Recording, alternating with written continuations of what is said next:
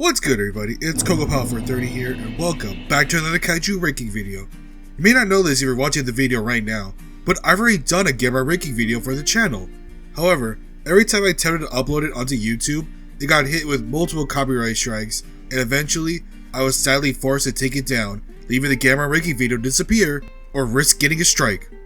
I have no idea how the King Kong and other Godzilla videos were fine, but with Gamera, everything I attempted to do only backfired and added more copyrighted content ID claims onto the video. So you may be asking, why am I attempting to do this video again? To be honest, I didn't give Gamera Rebirth a chance when making the original video, as it had recently just come out and I wanted to get this video over with to focus on my Pokemon XD livestreams and my eventual King Kong ranking video. Will I get taken down almost immediately just like the other ones did? I mean seriously, I had edited this video almost 10 times before it got accepted, only for it to get another copyright strike less than 3 months into publishing. Let's see how the friend of all children compares to the other kaiju legends of the business, and see if Gamera deserves to be in the same conversation as Kong and Godzilla. But make sure to like the video and subscribe to the channel as to not miss the next ranking video, because the next ranking video is going to be worth the wait. Let's get started with the very best that Gamera has to offer. No. Yes! No! Why not? Why won't you sing? Because Gamera. kill my grandma, okay? Now leave me alone. We're starting this list with arguably not just the best Gamera film ever made, but possibly the greatest kaiju movie ever made. You heard that right. Gamera 3, Revenge of Iris, is a mandatory watch for any new kaiju fan wanting to get into the genre. Directed by Shizuke Kaneko, who would also direct the other Heisei Gamera movies and go on to later direct Godzilla Monster King Ghidorah, Giant Monsters All Out Attack starring Barugon, this movie has everything. Amazing practical effects, an amazing soundtrack created by Kawatani, and an enthralling story about grief and revenge. Gamera truly shines in the story, as you can see the devastation left by Gamera whenever he's in combat with the growing Gyaos problem, which is an expanding story from the first Heisei Gamera movie. Still, I'll get to that movie later on. Although Gamera is just trying to save the world from the invasive Gyaos, he leaves death and destruction along the way, as Gamera seems to be more focused on protecting the Earth rather than the civilians that get left in the crossfire. Gamera in this movie reminds me of the MonsterVerse Godzilla, as they are both all about protecting the balance of nature and restoring peace to the planet. However, both show signs of assisting humanity when needed, and Gamera's design in this movie is unquestionably the best he's ever looked. The suitmation for this movie is honestly on another level when attempting to compare it to the Heisei Godzilla movies. I was honestly blown away how they're able to effortlessly seam Gamera and the actors into one shot. These scenes looked absolutely amazing, especially given the fact that this was made nearly a year after the American Godzilla release. Now let's talk about Iris. Probably my third favorite Gamera villain, Iris has the best villain story and one of the most unique designs I have ever seen for a kaiju, as Iris was discovered by a young girl named Ayana Hirosaka, whose parents were killed by Gamera during the first Gyaos attack back in the first movie. Throughout the movie, you can see the bond between Iris and Ayana grow, to the point where Iris attempts to absorb Ayana to grow into his final form to take down Gamera once and for all. So Ayana literally fuses with her own kaiju to help get rid of Gamera as a way to avenge her dead parents. Man, talk about hate, this poor turtle can't catch a break. The highlight of this movie is the ending fight between Iris and Gamera. I mean, oh my god, was this whole fight simply amazing. I'm not going to spoil anything about the final fight, but if you can, I know this movie is on Prime Video. Do yourself a favor and watch the movie as soon as you can. If I had to put this in some sort of ranking system, it would easily be in the S+ tier, one of the greatest kaiju films ever made. It was from the Gamera series. Who would have guessed that?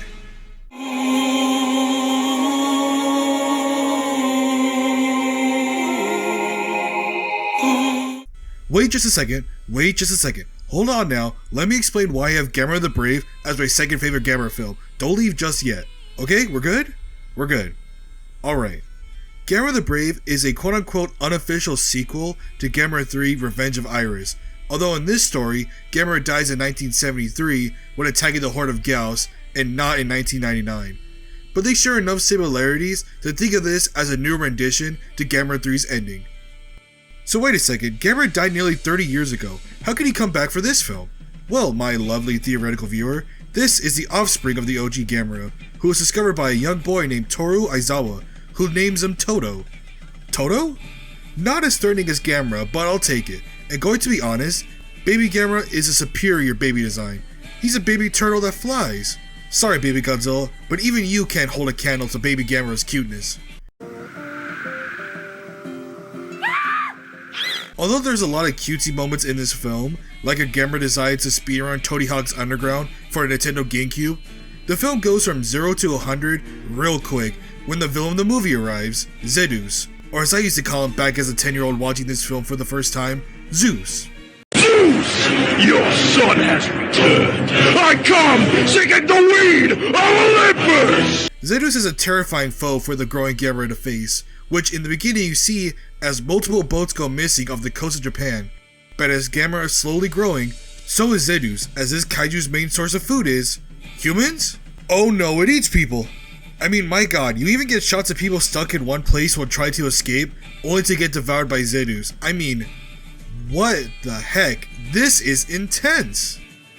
It's interesting that Toru's dad, named Kozuke, was there when Gamera sacrificed himself to save everyone, so he sort of has experience on how to handle kaiju disasters. I have to give props to the children cast in this film. They all work really well together, and seeing each of them work together to help Gamera try and defeat Zedus was a nice homage to the original Showa style of Gamera films. I love the relationship between Toru and Gamera, and it was adorable seeing Gamera try to follow Toru when Toru was trying to send Gamera back into the ocean.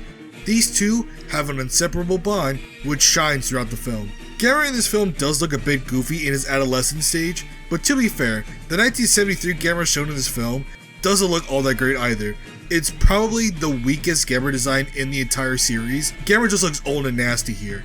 The fight between Zedus and Gamera is intense, as Gamera has to learn quickly to survive and attack just like how his old man would against his foes. Although the next few films would have better effects in my opinion, I'm more invested in these characters, which puts it just over the edge for me. That's not to say I dislike the practical effects in this film. Each set is massively crafted, especially the miniatures used during the first Gamera and Zedus fight, and that bridge scene is just simply amazing. That overshot of Zedus chasing down Gamera was really well done in my opinion. This will be the last film Gamera has been in, which is quite a shame because I had a blast watching Gamera the Brave. Hopefully soon, we can see Gamera resurgence on the big screen. For now, Gamera the Brave is a compilation of what made Gamera great, and a fantastic finale to the Gamera series. But am I not turtly enough for the Turtle Club? Is he okay? Gamera Rebirth is a perfect example of old meets new. The old kaiju from Gamera's past return, except for poor Barugon. He gets a shaft this series, but all of his old foes from the Showa era get a new and improved look for this new edition of Gamera. Honestly, each kaiju's design is a vast improvement over its original version. All except for Viras in my opinion. I'm sorry, but the original design is just too iconic. Jiger, Gyaos, Guiron, heck, even Zigra makes an appearance during this show.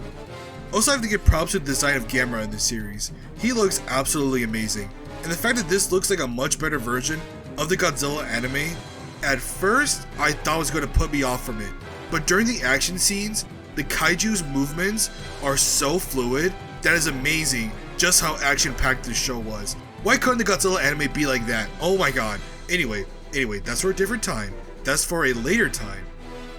I also have to give credit to the main cast as they are amazing in this show as well. Joe, Brody, Junichi, and Boko make for a compelling friendship that gets tested as the series goes on. But I was honestly blown away at how much fun I was having watching this series, and it's with the kaiju that I really don't care for at all. Remaking this video just to add how good this series was, in the end, was honestly worth it. I hope that this could get another season in the future, because I wouldn't mind having the Heisei kaiju arrive for season 2, such as Legion, Iris, and heck, we can even bring back Zedus. The newer additions for these kaiju are just waiting to be showcased. And don't get me started on the ending. Oh my god, the ending was amazing, and I couldn't stop laughing at watching a certain foundation get what's coming to them. No spoilers, but man, you know what scene I'm talking about if you watched it. That scene was great. Now I just need to watch the new Ultraman before I watch the Godzilla anime trilogy again, to see if I went 2 for 2 on missing out on some great kaiju content. I'm about to get really annoyed that I decided to skip out on these great projects, aren't I? Oh my god, the Godzilla anime trilogy really broke my brain. Gamera Rebirth is a perfect revival to the series, on par with Gamera the Brave. Hopefully, this is a good sign of things to come for the Guardian of the Universe.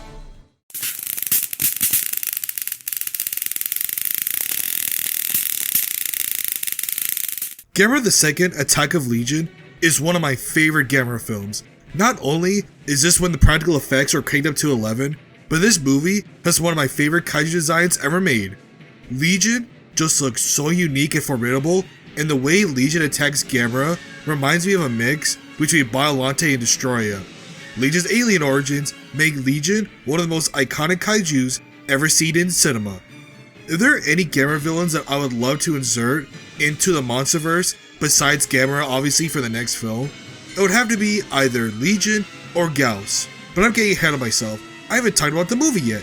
Gamera 2 Electric Boogaloo is about invasion. An insect-like colony has invaded the Earth, constructing gigantic nest-like plants that eventually blossom and help terramorph the planet into the Legion's new home. Luckily, the Earth and the people of Japan have Gamera to watch over them, as this movie takes place just a year after the first Heisei movie.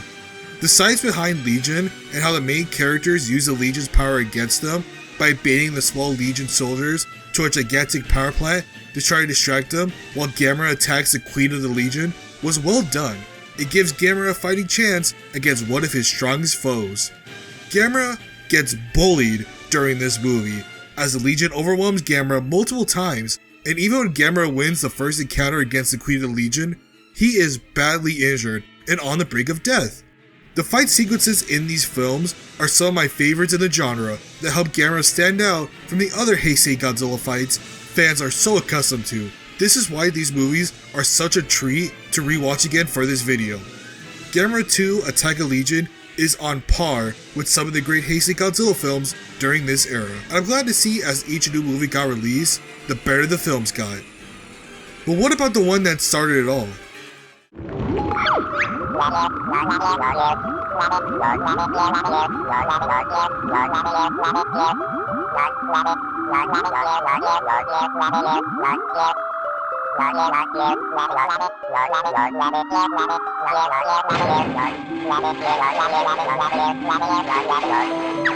In 1995, after the death of Godzilla and Godzilla vs. Destroya, and with the United States getting ready to develop their own version of Godzilla, there was a new major hole to fill in the kaiju space, and after a 15-year hiatus, Daiei felt it was finally time to revive their iconic kaiju with Gamera, Guardian of the Universe. Guardian of the Universe is the catalyst for the next two Gamera films, and although I was constantly praising the last two movies, this movie is sadly not on the same level as those two, although in my opinion, still a solid entry into the Gamera series. The movie itself doesn't even start with Gamera, as the movie at first feels like a horror movie as the Japanese government is researching several mysterious disappearances at night that seem to be linked to an unknown monster running rampant through the streets. It's soon discovered that a nocturnal giant flock of bats named Gyaos are running rampant at night, eating anything and everything in sight. Not only that, but at the same time, marine biologists discovered this massive rock formation that appeared out of nowhere in the middle of the ocean. These weren't just ordinary rocks, however, but it was Gamera's shield they were all standing on, as Gamera finally awakens and takes on his most iconic adversary. Now I can finally talk about the main plot point for Gamera and how he originated. Gamera and Gyaos were both created by the people of Atlantis. Eventually all the Atlanteans died due to the Gyaos overpowering them. Gamera was meant to be created as the savior for the future generations of Atlanteans, but sadly they all got wiped out, meaning that Gamera is at constant odds with the Gyaos, and if these creatures are left unchecked, Gyaos can repopulate asexually and overrun the entire world if Gamera isn't there to stop them. It's a major dilemma, as now it's up to Gamera to not only stop the growing Gyaos problem, but also avoid the Japanese military trying to stop both monsters at the same time. The effects in this movie at times do look a bit off, but luckily, like I said before, each movie gets better and better, so I'm going to give this a pass, as still some shots in this movie look great, like when the Super Gyaos is resting on the nest as the sun is setting on Tokyo. My god, what fantastic cinematography. It's cool to see Gamera being protective of humanity as he goes out of his way to protect the main characters from getting eaten by the Gyaos. Gamera Guardian of the Universe is a perfect revival of the Gamera series. Gamera is back better than ever with a much edgier trilogy that will go on to not only revive his career, but potentially save his legacy. Wow, so far all 4 Gamera films I reviewed in Gamera Rebirth have been all spectacular so far. Surely the rest of the Gamera movies aren't that bad, right? Right? Why is this taking so long to get to the next? What killed the dinosaurs? The Ice Age! Duel of the Giant Monsters, aka War of the Monsters, aka Gamera vs. Barugon. Seriously, I have 5 DVD collections of Gamera, and they each have different titles for each movie.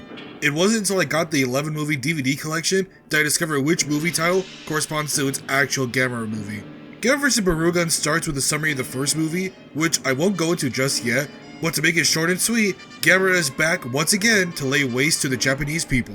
This time, Gamera is finally live and in living color. Although it's only been a year since the original one, I guess for budgetary reasons the first one was entirely done in black and white, but I do have to give credit where credit is due. The first scene with Gamera attacking the dam, I thought, was really well done, and having the dam collapse due to Gamera's attack was a very cool effect.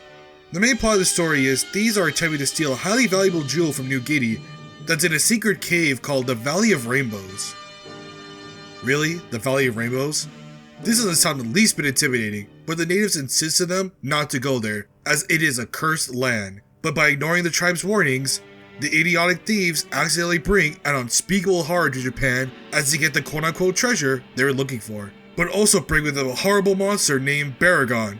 I mean Barugon. Hold up, at this point I have to use the Japanese monster movies collection set description for this movie and about Barugon, because honestly, it's hilarious. It sounds so crazy, and you just have to listen for yourself. I mean, take a look at this. Barugon, the 130-foot lizard with the insta-freeze breath, Gamera is now equipped with his famous lead jets, which give him added power and speed to fight his enemies, not to be missed. What in the AI-generated 2004 DVD box set was that? Although one complaint I do have is you see Gamera once in the dam scene and it takes nearly 50 minutes for Gamera to return and take on Barugon. I mean, the movie is called War of the Monsters. Where's the war? I was pleasantly surprised by just how much fun I was having watching this film. Even without the many kaiju fighting scenes, the fight scenes that we did get were all unique and I thought it made for an eventful finale. One that does make me sad though, knowing that this is the last time we see Barugon return. Bring it back for the second season of Rebirth, por favor.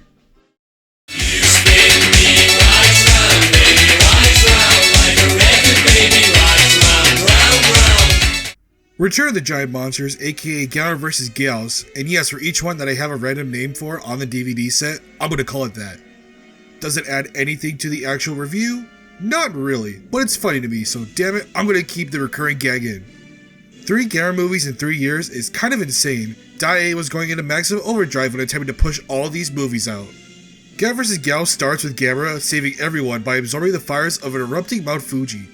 Later on, we discover that thanks to the land development company Green to try and develop a road into the mountains, do we get the introduction to Gamera's most iconic villain. Yep, it's probably time to introduce Gyaos. Or Gyaos, according to the back of the DVD.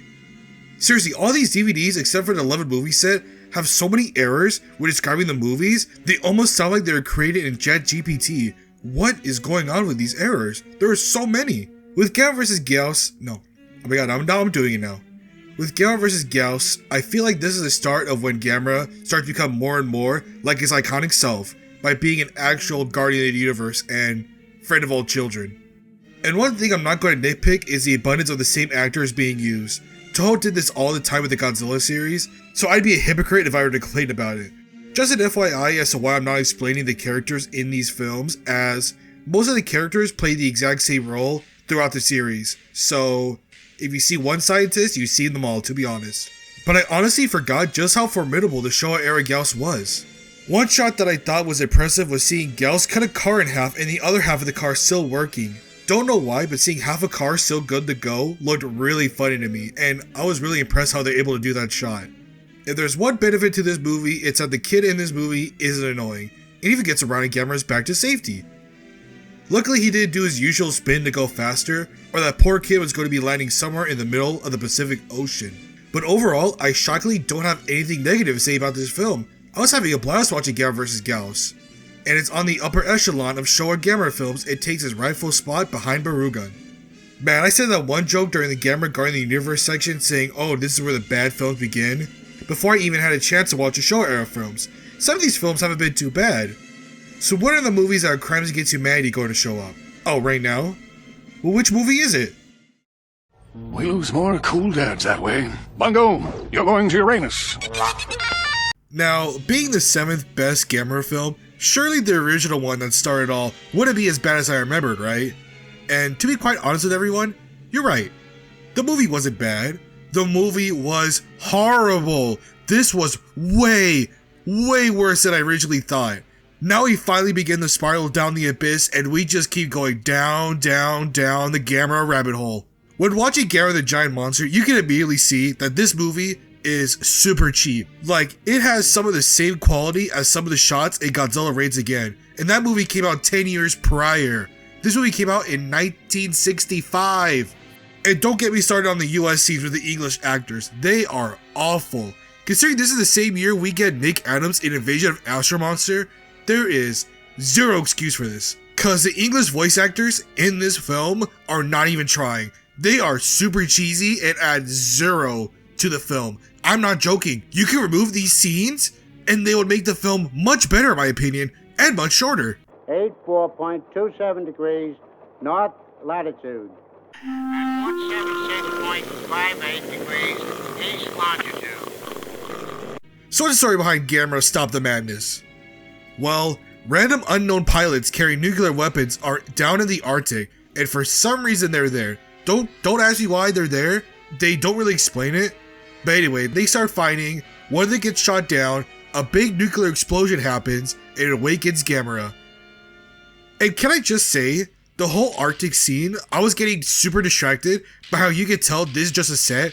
You can even see the lines on the walls where the sets are placed. Like, what the heck, really? You can easily see it. It's really distracting. If there's one highlight I can get from the beginning, is that Gamera has his iconic design immediately. That'll be the gold standard until 1980, so that's pretty cool. You can't really mess up Gamera's design. I mean, it takes a lot of effort to mess up Gamera's design. It's honestly just perfect. This movie feels like another company trying to capitalize on Godzilla's success. Something like how you get with Reptilicus and all that. This is how it feels with this movie. I'm kind of surprised just how popular Gamera has become over the years because my god. For only being a 78-minute long movie, rushes through everything in the beginning. In one scene, the main characters are stuck when Gamera attacks their ship, killing everyone on board, mind you. The next, the same people are going on airplanes and having interviews in New York about what they experienced. It's like, wait a minute. What just happened? How do we go from point A to practically point F at this point in the movie? What? How do we get here? What's happening? I felt like I skipped through something, so I rewatched it again, and no, that's legitimately how it happens. It's like, what? What happened? Well, you got me. By all accounts, it doesn't make sense. And can I just say the kid in this film, who's obsessed with turtles and then Gamera, is just annoying. His obsession with turtles nearly gets him killed as he climbs a lighthouse to try to get a closer look at Gamera, only for Gamera to destroy a lighthouse, then save the kid. Wait, Gamera saw the kid in the lighthouse and destroyed it anyway. Then he saved the kid after the fact. Gamera's a phony, protector of children my ass. Maybe he only saves the annoying Gamera-obsessed children only, I don't really know. But the hard shift in acting from watching this and Gamera the Brave is night and day. Even in Gamera vs. Gyaos, that kid was fine. What was going on in this first movie? And the main characters have to be some of the dumbest people I've seen in a kaiju movie. It felt like Dai attempted to make this like a Godzilla movie, with the scientists not wanting to kill Gamera, using high voltage radio towers to stop Gamera. It has this sense of mimicry that I just can't ignore. Also, why are they trying to lure Gamera with a ring of fire when they had a typhoon warning and fear it could ruin their plan? Which, they still go through with it, but guess what? Spoiler alert, that's exactly what happens. The typhoon ruins the plan, and it's like, what? Oh my god, these people don't even think. They don't even think 2 steps ahead. Gamera is smarter than them. Gamera. However, the movie is saved by having one of the funniest endings ever, as the whole world works together to build a giant spaceship to hold Gamera in and to launch him into space. That's right, they intend to send Gamera into the cold depths of space to send him to Mars. I was dying from laughter watching this scene, just thinking how a giant rocket ship was made to hold Gamera in, just to send him to Mars. That is so funny. Maybe this is where the Blood Diamond weirdo got his idea for wanting to build colonies on Mars. Maybe he was hoping to see Gamera there. But man, this movie was a disaster. What a forgettable introduction for the Gamera series. A surgeon! I am a surgeon! I am a surgeon! I am a surgeon! Dr. Han, I am a surgeon! Destroy All Planets Super Slam, aka Gamera vs. Outer Space Monster Virus, aka Gamera vs. Viras, is interesting. And by interesting, I mean it is utterly dog shit. The movie starts with a Bumblebee UFO flying towards Earth that has some eerily similar sound effects to a certain three-headed golden dragon. What the? Here's where we get the iconic Gamera theme that every hardcore kaiju fan knows by heart. Well, maybe just a few, but I don't know. Gamera prevents disaster early on in this film again, destroying the hive mind before they can even get to Earth. But before Gamera can destroy them fully, they send an SOS to send more troops to help them out and defeat Gamera. But after this scene, we go to a bunch of Bean Scouts at Camp Kidney getting ready for some major event, only to have 2 Bean Scouts missing from the action. They ditch the other losers to go and try and sneak on board a tiny yellow submarine to go meet the Beatles and Gamera, who are busy smoking some serious seaweed. The Gamera movies love to mix in their Japanese and American actors, as we have a joint operation going on again, but at least with the American actors, even the child actors, they speak Japanese for the majority of the film. And it doesn't sound cheesy in the slightest. Why couldn't the first Gamera movie make that work? I will never know.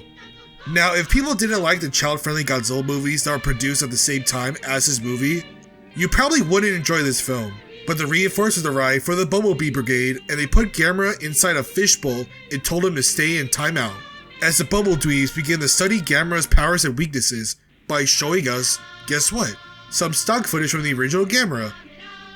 This is the 3rd movie in a row that does this. It even shows clips from Barugon and Gyaos.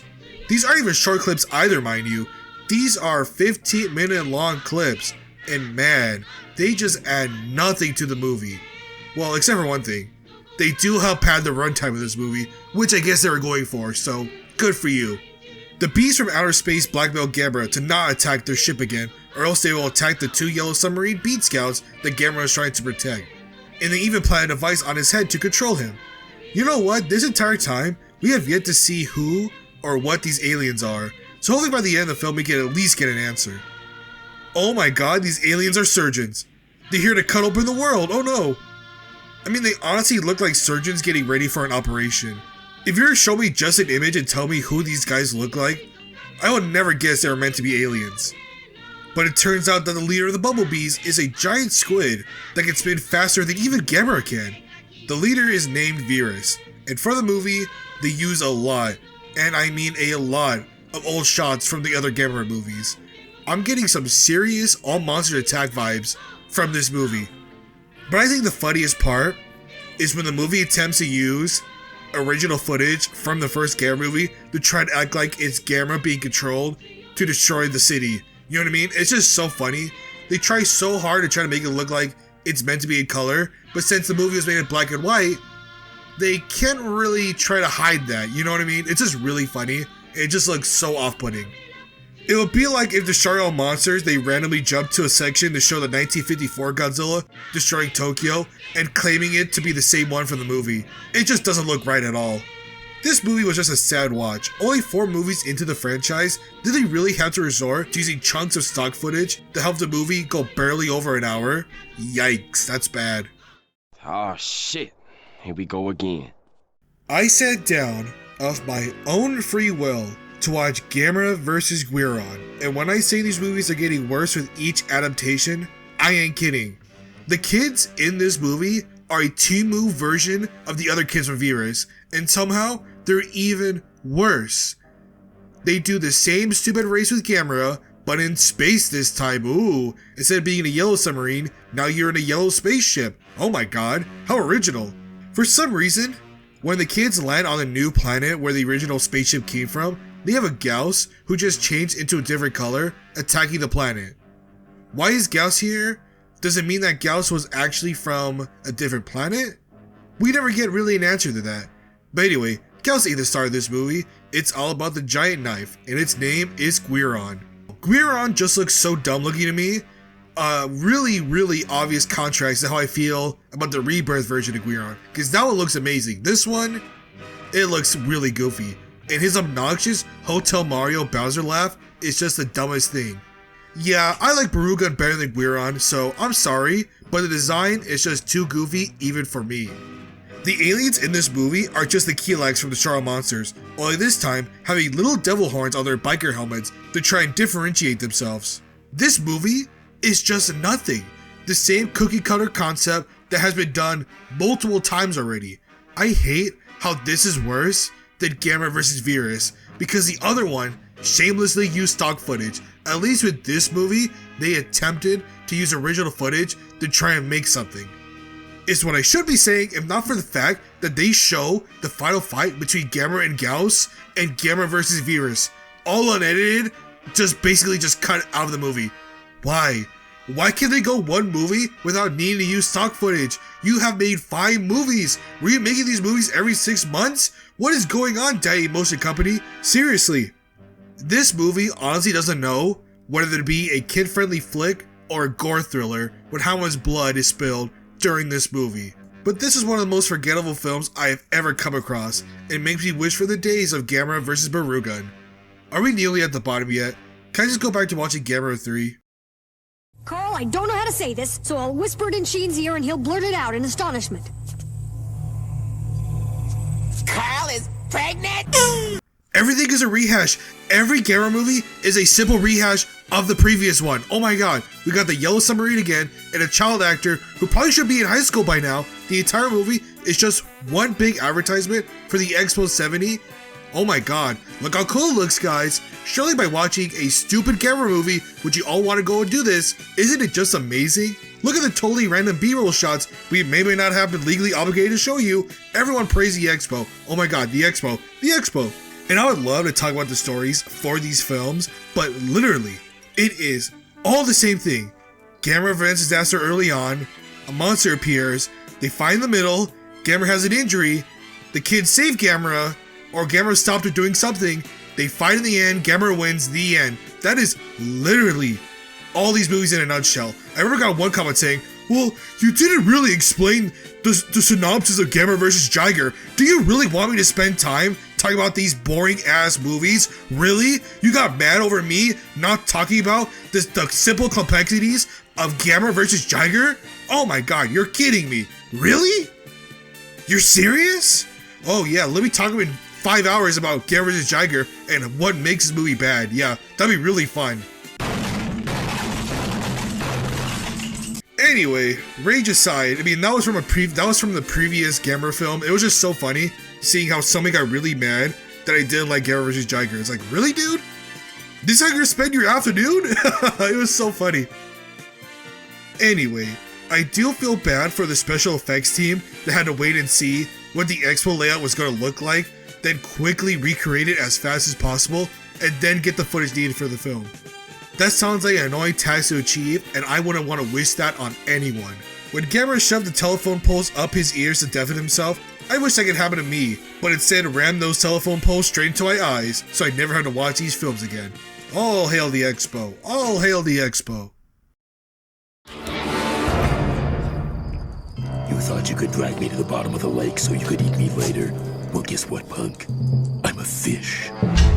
With legs. Who doesn't love SeaWorld? I mean, am I right, guys? These gotta ignore the animal abuse and other things they claim to do to quote-unquote protect the wildlife. But hey, gotta love SeaWorld, am I right?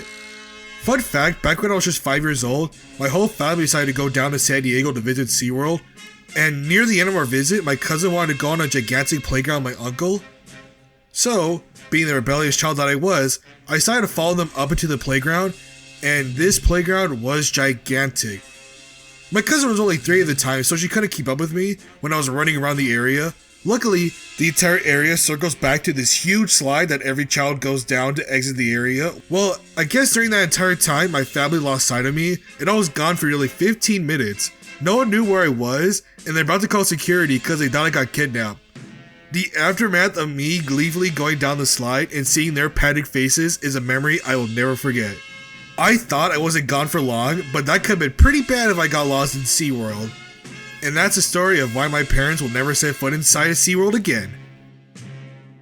Wait, I thought this review was supposed to be at Gamera. What the hell even is a plot to Gamera vs. Zigra anyway? Well, Zigra starts off with a ship shaped like a giant crowd filled with jelly beans that lands on Earth. The main characters discover it, the aliens want to conquer Earth, Gamera stops them, yeah, blah blah blah, we've seen this already, honestly. We have seen this before multiple times. It's the same thing. I don't know how to write about something that has the same plot, the same outcome, and the same child actors. It's just, again, the same thing, cookie cutter, over and over again. Like, what else is there to say? Honestly, Zigra looks goofy. Is that what I'm going to say? Zigra looks like if Guiron and Gyaos decided to fuse and become a mecha. It's another shark kaiju that can't even move his head left and right, or else they'll probably break the suit. You know what's funny? Some of these movies had decent messages in them about the environment, about caring for the ocean, and all that, but it all gets lost in the shuffle that are these shitty Gamera movies. Honestly, I have nothing to say about these films anymore. Each new movie should be used as a torture device because this was the most painful experience I've ever had to sit through. The Gamera series has it all. Timeless classics like the Heisei trilogy and Gamera Rebirth, some surprising hidden gems such as Gamera vs. Barugon, an abomination of cinema like this one. However, this is the only second worst Gamera movie ever made. I mean, how bad can the last one truly be? Gee, Franklin, what did you do? Wake up on the wrong side of the floor this morning? All right, that's it.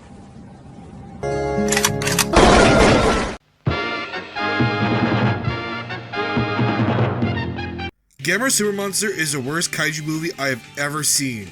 And it's also one of the worst movies I have ever seen in general. This is honestly embarrassing to watch as a kaiju fan. I have seen some horrible movies, some to laugh at, like Food Fight or the Emoji Movie or Super Baby Geniuses 2. Yes, and I did watch it in theaters, by the way, so it was rough.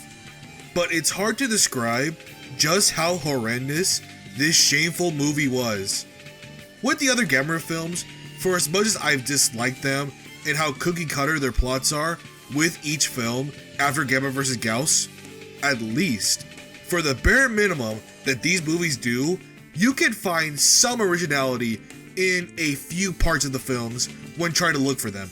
But I can't say the same for this one. If you thought the endless stock footage was bad in, let's say, Gamera vs. Viras, it is all stock footage when it comes to Super Monster. Most, if not all, the action scenes in this film are just the old fights from the other Gamera films, and the new stuff that we do get is so horrendous and embarrassingly cheap that even a Z movie like The Amazing Bulk would consider the effects too cheesy for their film, and that movie used nothing but Windows XP effects. This movie is similar to Godzilla's Revenge in the sense that Gamera in this movie isn't real. He's just a movie star just like in Godzilla's Revenge. But instead of being in the child's imagination when going to Monster Island, in this movie, Gamera gets real just like Garfield thanks to a young boy named Kichi, who with the power of the Space Woman, that's the real name by the way, defeats the evil Zenin and saves the planet. Yay, who cares, this movie is a piece of shit. And yeah, the ship is a knockoff Star Destroyer from Star Wars, and I feel bamboozled that the poster highlights this ship, and it's barely in the film. The film is centered around using the old stock footage fights from the other Gamera films, and in the end, Gamera flies into the ship to destroy it in the end. So, we only get it in the beginning, some parts in the middle, and in the end for like a minute. It's a blink and you miss it. It's like, why? Why did they even have this? They didn't need to steal from Star Wars. They could at least try to make something original. But nope, we can't do that. Since we're bankrupt and this company, the company doesn't technically exist anymore. That's right, Dying went bankrupt in 1971. This movie's made in 1980. But nope, more stock footage must be used and no original thoughts are welcome in this film. Also, the Space Woman spaceship is just a normal van that reminds me of the Mystery Machine.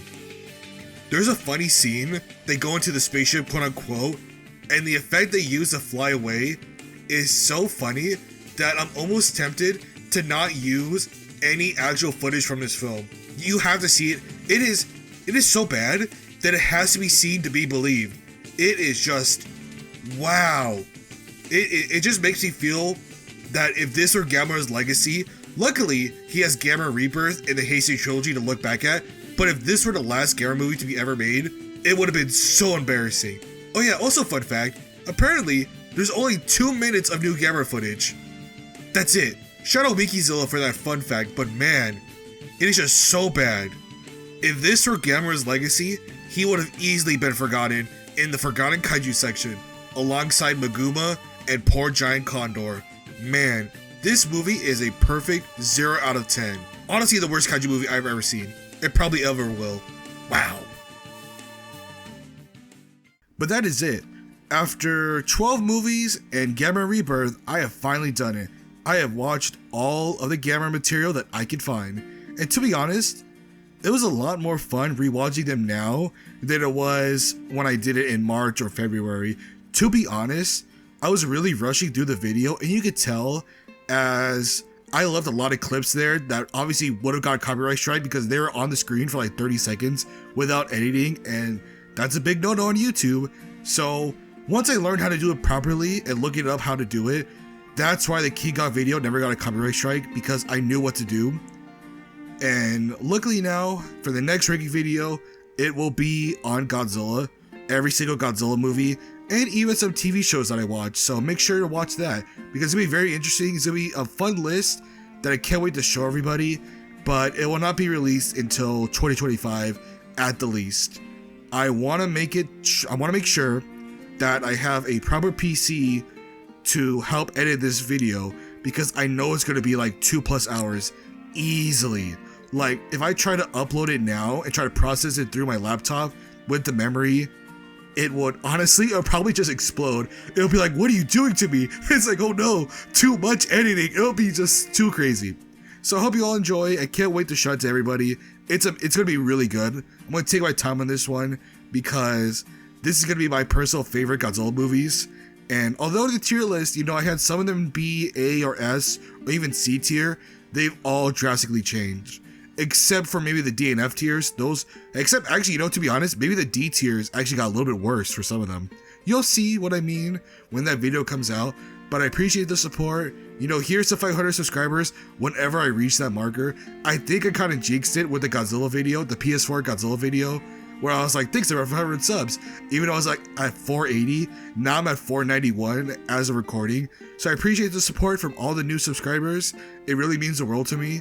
But don't worry, for the next Pokemon video, it's gonna be on Pokemon Stadium with the randomized rental Pokemon. I want to do that. I know I've been saying I want to do that, but I've just been really busy with these Gamera videos and the Super Mario Party Jamboree video that I've been editing. It's been a lot, and I've been trying to take it slower and make it much more quality.